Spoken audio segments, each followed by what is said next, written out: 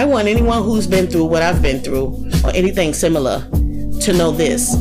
It's time to take your power back. It's time to find your voice. It's time to start being happy and living again. This isn't about them. It isn't about anyone else. This is about you. Finding your voice, keeping it, and never letting anyone silence it again. It's about reclaiming your power, loving yourself, and living your life to the fullest.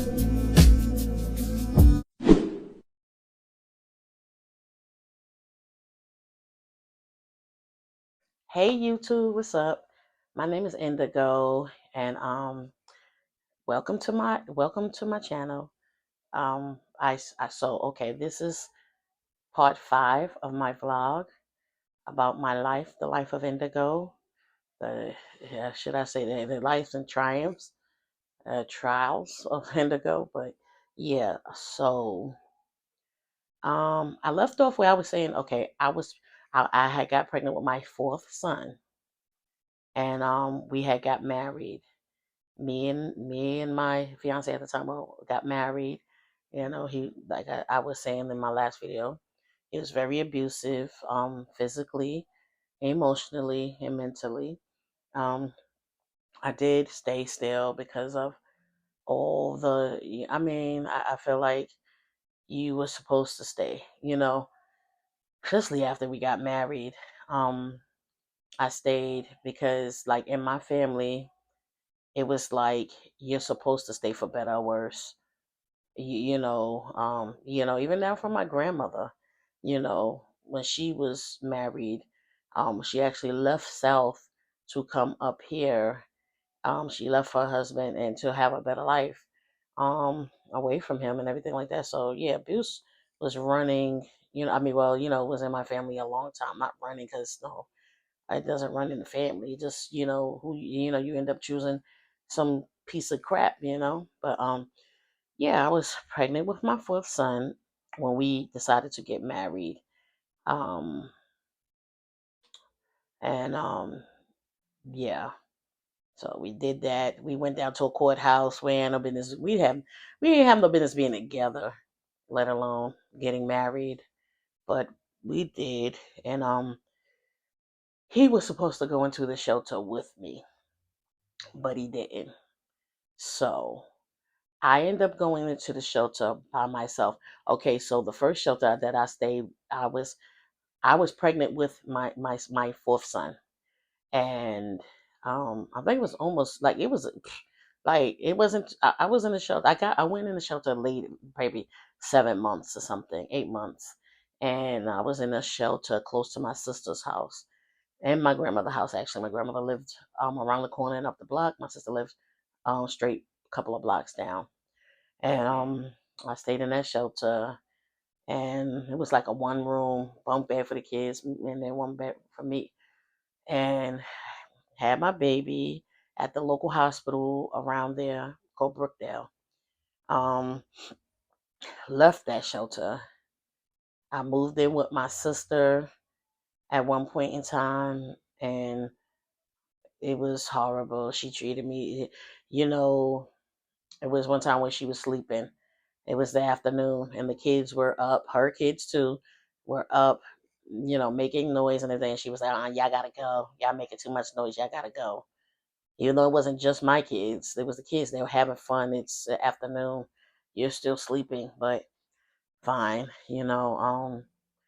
I left and moved back in, to my husband's house. Mind you, he was supposed to been at the shelter with me, but he didn't. So he said, "Come, whatever."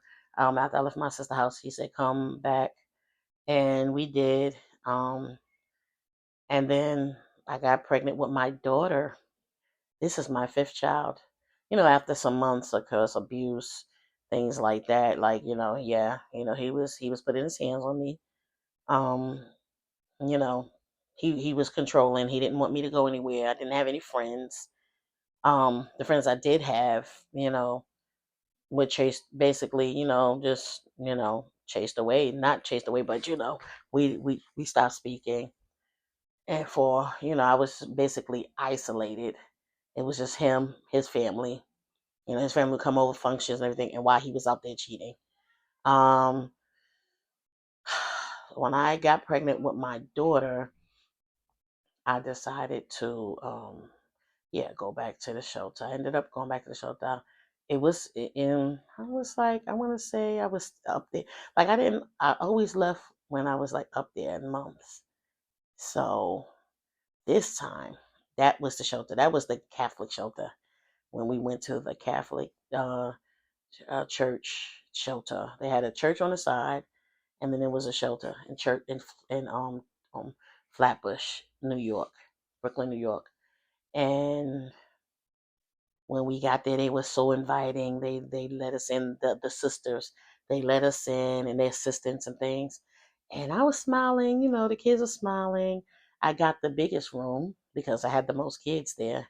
Everybody else had like one. Yeah, everybody else had one child.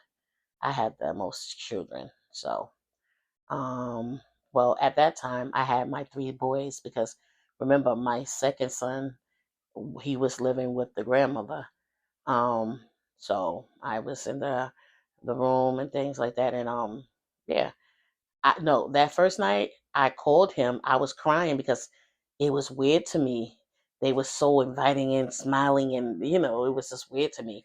All the other shelters, you get security guards, and they're like, you know, put your bags through the thing, wait so somebody to, take you upstairs, go to your room, and that's it. Like go to your apartment, your room, whatever, and that's it.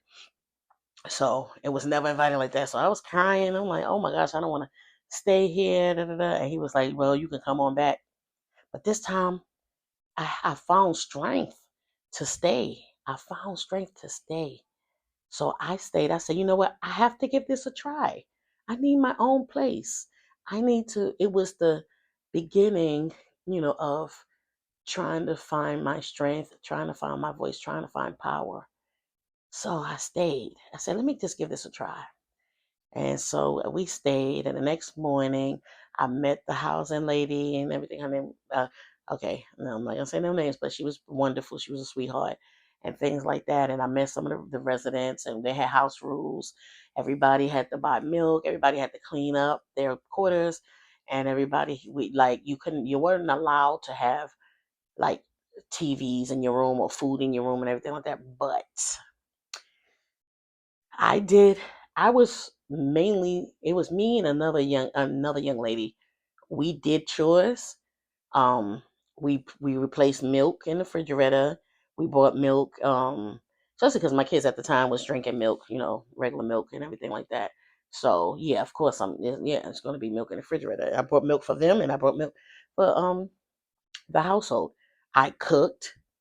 I bought food with my own money. I cooked. I I did what I had to do, right? So they let me have a TV in my room. Number one, even though there was a TV in the living room, and I still watched. We watched. We went out there because it was bigger, like. But I had a TV in my room. I had food in my room. I was able to keep my own food in my room. When like when when what do you call it? Charity. What is it called? When donations would come in, I would get first dibs, or people would bring stuff to my room, the staff, because I did what I had to do. That's what I'm assuming. That's why I was able to get, you know. So, they had a backyard, for the kids to play in, uh, um, like toy cars and monkey balls and swings. Like it was really nice. It was really nice, a lot of times. So we pretty much became a family. And then around, I want to say around my eighth month, 8.5 months, we got weekend passes. And I was happy. I stood there. I think I stayed there 4 months. 4 months. I already had like put in, so I already had like application in housing and things like that. So, um, yeah, mind you, my husband, because he was no longer my fiance. He was my husband. He wasn't there with me at all. He stayed with mommy dearest, his mother, his parents' house, safe haven for him, and uh So I stayed there, and then I started getting like I started not feeling too well. I started not feeling too well. Like I think I was in my ninth month actually. So I was really bones cracking and everything. Everything was getting ready for the baby. And so I end up there, end up giving me a pass. I went to his parents' house so I could stay there, have my baby, and make sure the kids were with, them instead of them having to come. So, having to come and get them. So I was there. And I ended up having my daughter at the local hospital, Coney Island Hospital in Brooklyn, Coney Island, of course. And went back.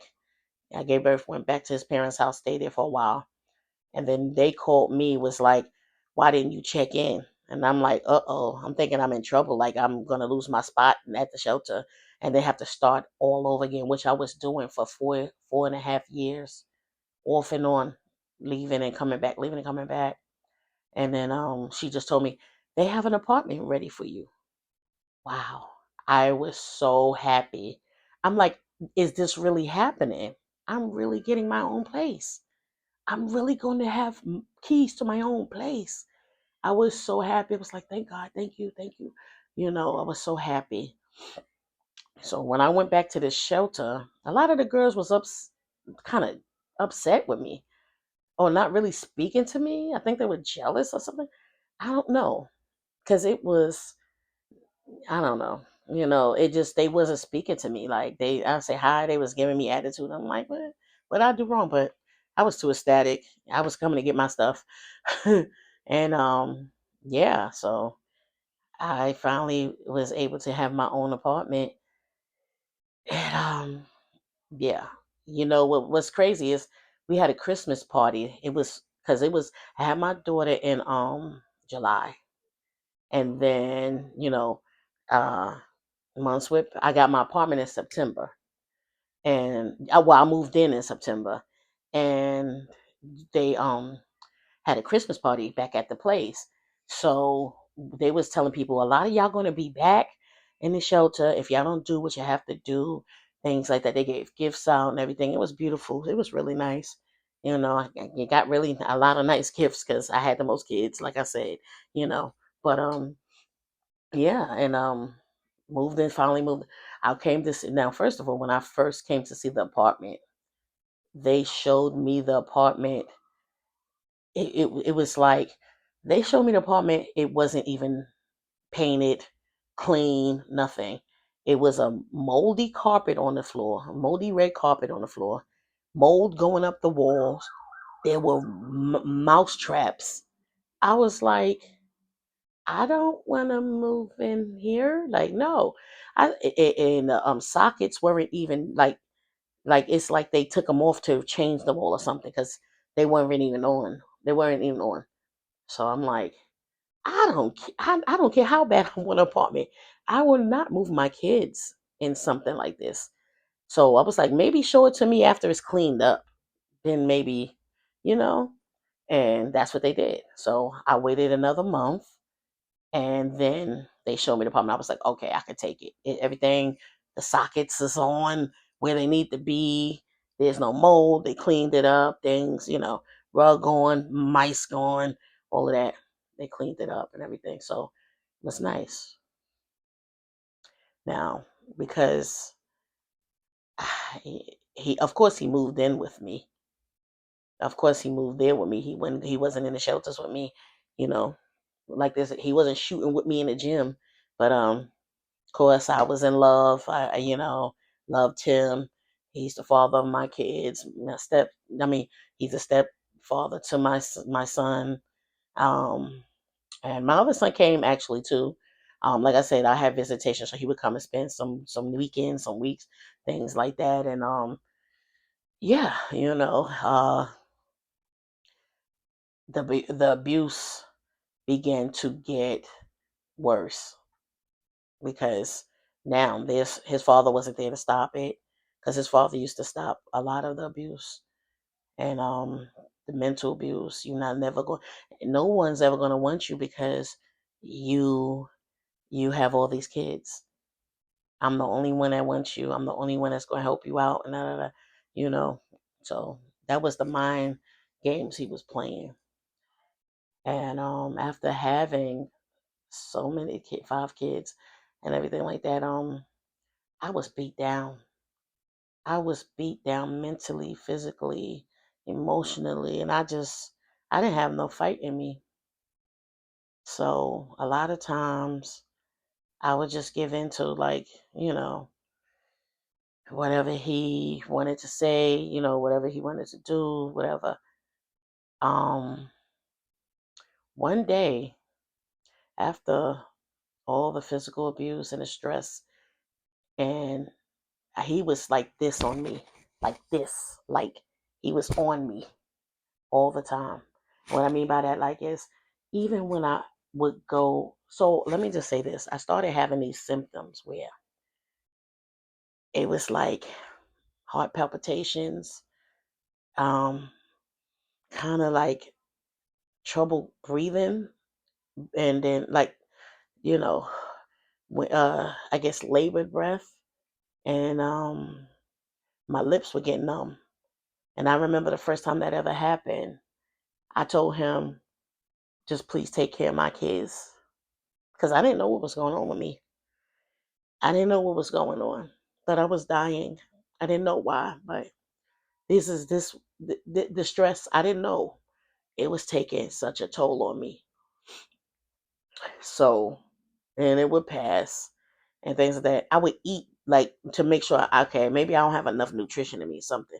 I didn't know. But um he was on me so much to like one day we were in the car. His parents were driving.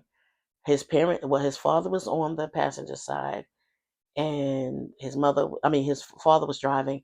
The mother was on the passenger side. I was in the back on the left side, and my husband was on the right. I don't know where the kids was at. I think they may have been at the house. No, they had to be in the car with us or something. I'm not sure.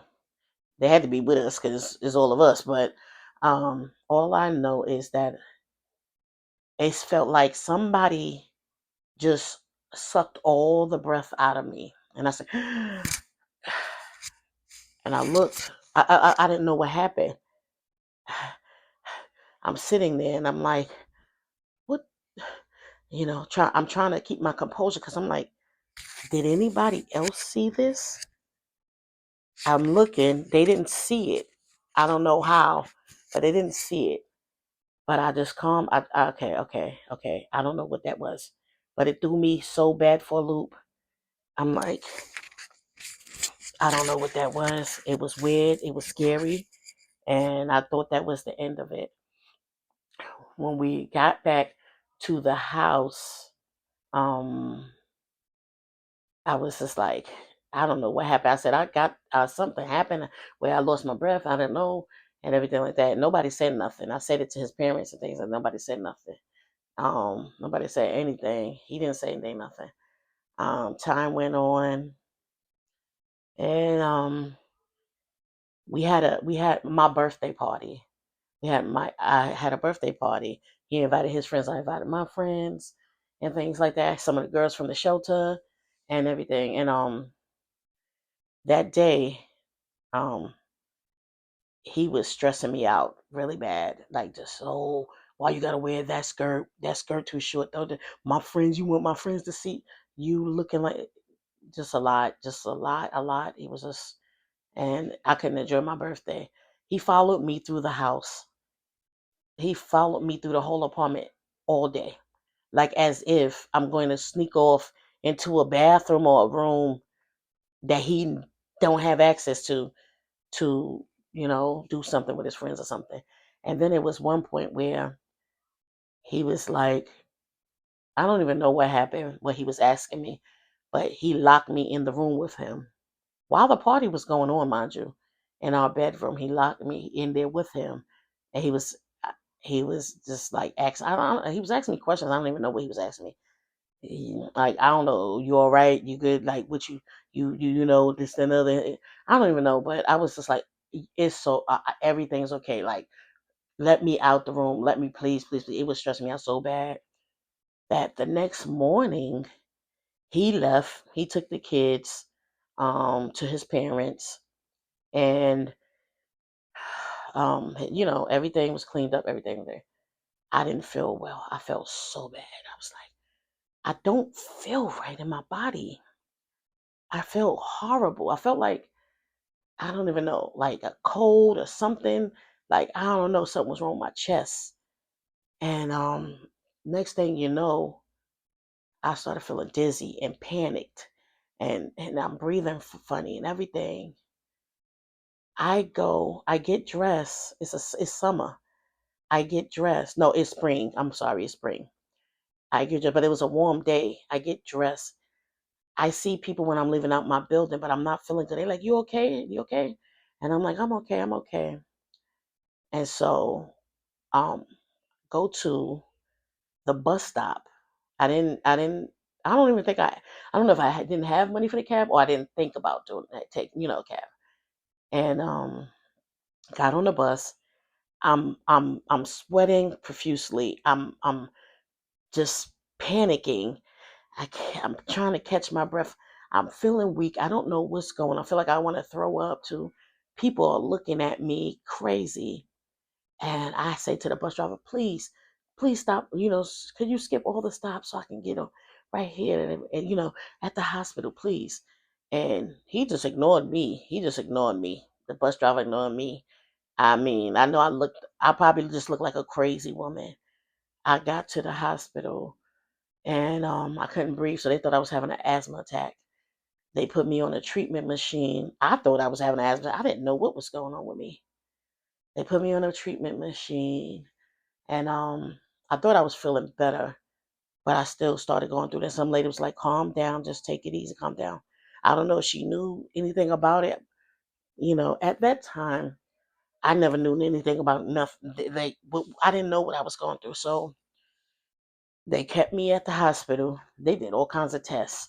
They even did a test where I saw my lungs on the screen. I don't know what kind of test that was, like a lung test, whatever it was. I don't know the proper term for it, but it was on the screen. I saw my lungs, and my lungs was fine. There was no holes, there's nothing. Um, I found out that I was having panic attacks. One of the doctors ended up looking in some books, some medical books or something, and he determined that I was having panic attacks. And boy, oh boy, that was horrifying, scary, terrible, man.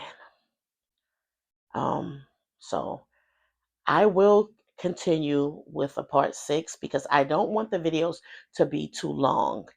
I want you guys to be able to stay engaged. So I thank you guys for hanging out with me and listening to my story. Like I said, there's a method to this madness leading up to some wonderful things. Um, I mean, well, uh, yeah, so I will talk to you guys in the next video. Be blessed and thank you so much.